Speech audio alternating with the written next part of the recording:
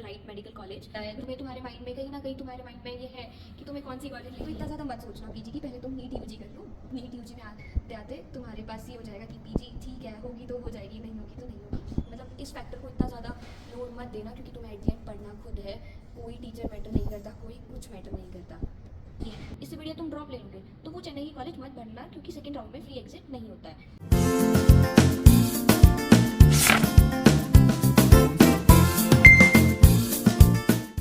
Hello future doctors, myself Nancy Raghav, second year MBBS student at ESIC Medical College Alwar. So 2 years ago when I was appearing for my first counselling, I used to be super confused that how to choose the right medical college, because I was not among the top rankers.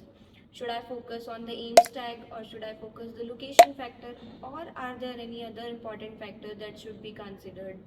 So if you are in the same situations and feeling stressed, so don't worry, I am here. Just watch the full video and all your doubts will be clear. So let's start the video. So the first point is choice filling. देखो, तुम्हें अच्छी college मिलेगी तुम्हारे number पे, ये depend करता है कि तुम चॉइस फिलिंग कैसे करते हो। तो मैं बताती हूँ कि तुम्हें परफेक्ट चॉइस फिलिंग कैसे करनी है। तुम्हें चॉइस फिलिंग के ना सबसे पहले 3 सेक्शन बनाना है। जो पहला सेक्शन होगा वो टॉप मेडिकल कॉलेजेस का होगा। तुम्हें क्या करना है, गूगल पे जाना है टॉप 20 मेडिकल कॉलेजेस, और वो जस्ट कॉपी पेस्ट कर देना तुम्हारी चॉइस फिलिंग लिस्ट में। फिर सेकेंड आएगा रियलिस्टिक कॉलेजेस। कुछ 20 से 25 कॉलेजेस तुम्हें ऐसी ढूंढनी है जो तुम्हारे नंबर या फिर तुम्हारी रैंक पे पिछले साल मिली थी। मतलब कॉलेजेस की कट ऑफ चेक करनी है, उसके हिसाब से तुम्हें 15 से 20 जो तुम्हारे हिसाब से जो तुम्हें चाहिए कॉलेजेस, वो लिखनी है। फिर थर्ड आता है बैकअप ऑप्शन। अगर तुम ऐसा कुछ है कि तुम ड्रॉपर हो, 3-4 साल ड्रॉप ले चुके हो और अब तुम्हें नीट नहीं करनी, तो एमसीसी की साइट पे जितने भी मेडिकल कॉलेज दिखा रहे हैं ना, सब भर देना। और अगर तुम फ्रेशर हो तो कोई भी ऐसी कॉलेज मत भरना जिसमें तुम इंटरेस्टेड नहीं हो। जैसे कि तुम इंटरेस्टेड नहीं हो कि तुम राजस्थान के और तुम्हें कोई चेन्नई की कॉलेज लेनी है, इससे बढ़िया तुम ड्रॉप ले लोगे, तो वो चेन्नई की कॉलेज मत भरना, क्योंकि सेकेंड राउंड में फ्री एग्जिट नहीं होता है। सो दिस इज अबाउट कि तुम कैसे एक अच्छी चॉइस फिलिंग कर सकते हो। तो सेकेंड नंबर पे आता है tyre wise categories of medical college. इसमें क्या होता है, सबसे फर्स्ट पे आते हैं एम्स और जिपमर। ये क्या होते हैं, सेंट्रली फंडेड कॉलेजेस होते हैं, तो इनका इंफ्रास्ट्रक्चर जो होता है वो बहुत ज़्यादा अच्छा होता है, एक्सपीरियंस्ड फैकल्टीज़ होती है इसमें, और ये जो आगे रिसर्च की अपॉर्चुनिटीज़ भी तुम्हें प्रोवाइड करते हैं। पर एम्स में भी सिर्फ पुराने एम्स, जैसे कि AIIMS Delhi, AIIMS Bhopal, AIIMS Rishikesh and AIIMS Jodhpur.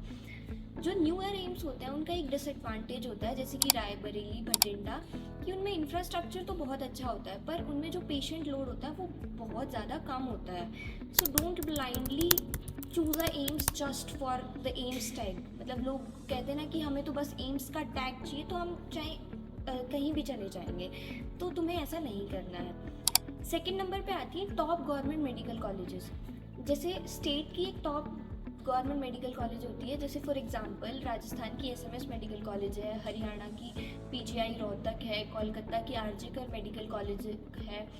तो इनका जो इंफ्रास्ट्रक्चर होता है ना, वो थोड़ा कम अच्छा हो सकता है, क्योंकि ये पुरानी कॉलेजेस हैं, पर इनका जो पेशेंट लोड होता है ना, वो न्यूअर एम्स से भी ज़्यादा होता है। तो अगर तुम्हें या तो न्यूअर एम्स कोई नई एम मिल रही हो, या फिर तुम्हें टॉप गवर्नमेंट मेडिकल कॉलेज मिल रही हो तुम्हारे स्टेट की या किसी भी स्टेट की, तो चूज़ दैट। फिर थर्ड नंबर पे आती है न्यूअर जीएमसीज, जो अभी 5 से 10 साल में खुली होती हैं, वो डेवलप कर रही होती हैं। उनमें अभी जो पेशेंट लोड होता है वो भी थोड़ा कम होता है, इंफ्रास्ट्रक्चर उनका बहुत अच्छा होता है, क्योंकि वो नई कॉलेजेस खुली हैं। पर ऐसा नहीं होता कि ये कॉलेजेस अच्छी नहीं होती।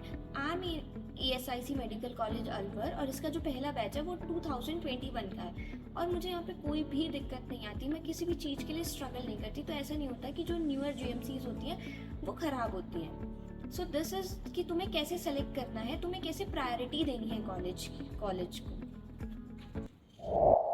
So the third point is location, a very underrated factor. Choosing a college near home means easier travel, family support, familiar language, और यही कहीं तुम चले गए कहीं दूर, जैसे कि तुम राजस्थान की और तुम चले गए साउथ में, तो वहाँ पे नॉन वेज मिलता है, उसकी दिक्कत आएगी। क्लिनिक्स में लैंग्वेज की दिक्कत आएगी, पहले तुम्हें वहाँ की लोकल लैंग्वेज सीखनी पड़ेगी, और घर पे आना जाना बहुत ज़्यादा डिफ़िकल्ट हो जाएगा। अब एज ए मेडिको मैं तुम्हें अगर एडवाइस दूँ तो मैं ये कहूँगी कि तुम घर के पास का कॉलेज चूज़ करो अगर तुम्हें कोई डिसेंट कॉलेज मिल रहा है तो, क्योंकि मेडिकल कॉलेज में इतनी ज़्यादा टॉक्सिसिटी होती है कि घर जाना ही उसका एक सॉल्यूशन होता है। मैंने घर के पास कॉलेज लिया था और मैं अपने इस डिसीजन को बहुत ज़्यादा सही मानती हूँ। और यहाँ पे आने के बाद हर एक मेडिको यही कहता है कि घर के पास कॉलेज लेनी चाहिए। फॉर एग्जाम्पल तुम्हें एक ESIC बैंगलोर मिल रही है या फिर ESIC अलवर मिल रही है and you are from Rajasthan. अब तुम ESIC बैंगलोर में चले जाओगे, उसकी रेटिंग्स अच्छी है, उसमें फैकल्टीज़ अच्छी होंगी, वो रिसर्च भी प्रोवाइड करेगी। और एक ESIC अलवर है, वो एक डिसेंट कॉलेज है, तो तुम्हें ESIC अलवर को चूज़ करना है क्योंकि वो तुम्हारे घर के पास होगी। अब वहाँ पे जाके तुम्हें डिफ़िकल्टी होगी, आने जाने में दिक्कत होगी, बहुत सारी दिक्कतें आएंगी। तो इससे बेटर है मेरी एडवाइस लो तो घर के पास कॉलेज चूज़ करना। बाकी तुम ऐसा है कि घर से बहुत ज़्यादा दूर जाना है तो तुम जा सकते हो, पर ये जो नीट देने के बाद थोड़ा बहुत भूत चढ़ता है कि हमें तो घर से बहुत ज़्यादा दूर जाना है, हमें तो फ्रीडम चाहिए, तो ये सब जाके तो मेडिकल कॉलेज में रिग्रेट करोगे। तो घर के पास कॉलेज लेना। So the third point is clinical exposure and hospital load. अगर लोगों की माने तो clinical exposure defines your MBBS journey, पर एज ए मेडिकल स्टूडेंट मैं तुम्हें एडवाइस देती हूँ, हम इसको 2 कैटेगरीज में डिवाइड करेंगे। अगर तुम ऐसे बच्चे हो कि तुमने 3-4 ड्रॉप ले लिए हैं, या फिर तुम ऐसे भी बच्चे हो कि तुम फ्रेशर हो, तुम्हें आगे कोई ड्रॉप नहीं लेना, तुम्हें बस कॉलेज चाहिए, तो तुम क्लिनिकल एक्सपोजर को मत देखो। तुम्हें कोई भी कॉलेज मिल रहा है तुम ले लो, क्योंकि नीट यूजी में क्लिनिकल एक्सपोजर इतना ज़्यादा मैटर नहीं करता। फर्स्ट ईयर में तुम हॉस्पिटल नहीं जाओगे, सेकेंड ईयर की पोस्टिंग कोई अटेंड नहीं करता, थर्ड ईयर में भी पोस्टिंग इतना मैटर नहीं करती, सिर्फ एक फाइनल ईयर में होता है, तो वो इतना नॉर्मल क्लिनिकल एक्सपोजर सब हॉस्पिटल्स का होता है।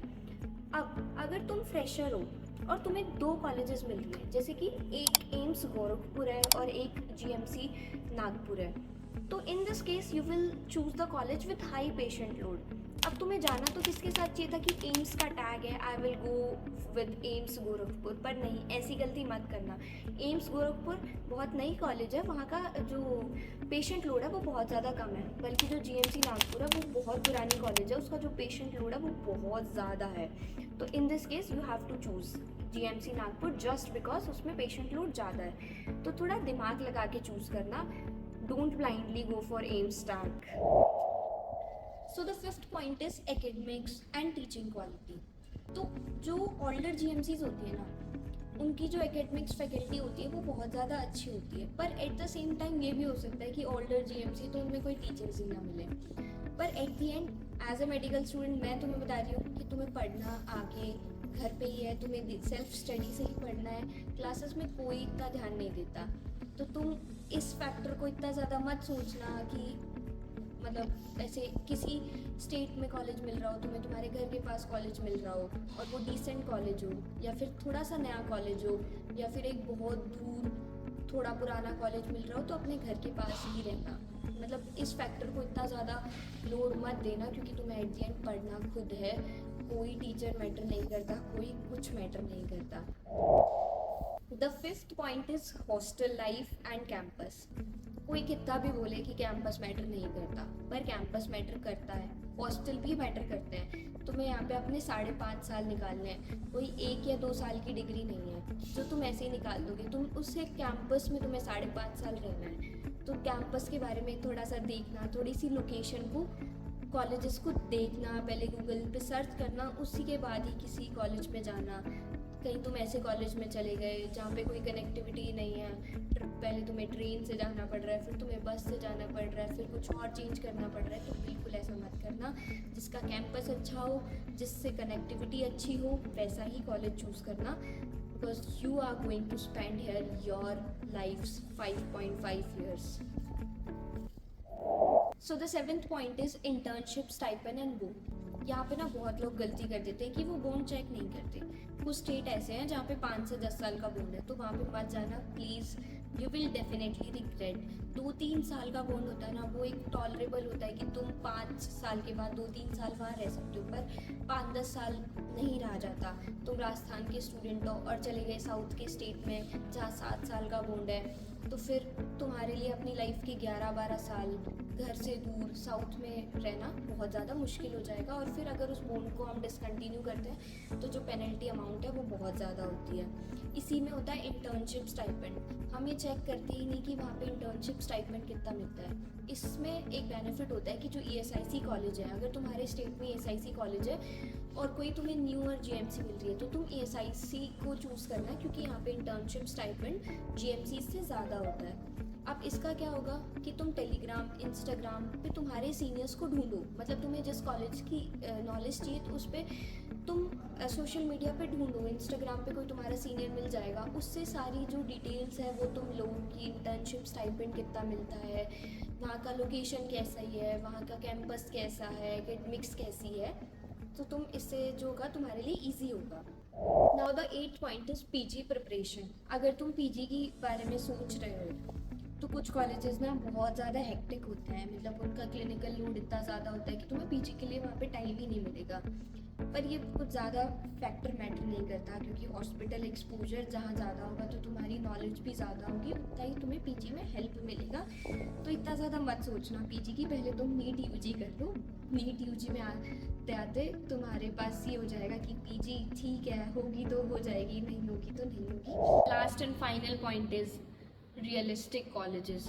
तुम्हें तुम्हारे ऑप्शंस पता है, तुम्हें तुम्हारे माइंड में कहीं ना कहीं तुम्हारे माइंड में ये है कि तुम्हें कौन सी कॉलेज लेनी है, तुम्हें घर के पास लेनी है, तुम्हें घर से दूर लेनी है, तो तुम अपने मन की सुनो। टू समराइज दिस वीडियो, मैंने एक सिंपल फ्रेमवर्क बनाया है कि तुम जिससे बेस्ट फिट कॉलेजेस चूज़ कर सकते हो। तो डिसेंट क्लिनिकल एक्सपोजर होना चाहिए तुम्हारी कॉलेज का, सेफ और लिवेबल लोकेशन होनी चाहिए, सपोर्टिव टीचिंग स्टाफ होना चाहिए, एक रीजनेबल बॉन्ड और फीस होनी चाहिए, गुड एनवायरनमेंट होना चाहिए और हॉस्टल की और मेस क्वालिटी होनी चाहिए। अब इसमें से तुम अपनी टॉप 3 चॉइसेस ढूंढ लेना और तुम्हें तुम्हारा आंसर मिल जाएगा कि तुम्हें कौन सी कॉलेज चूज़ करनी है। So that's it for today video. Drop a comment with your NEET score and what all the colleges you are considering. I will try to reply you and will help you. And if you found this video helpful, drop a like, comment, share and subscribe my channel for more such videos. Thank you for watching. All the best for your MBBS journey.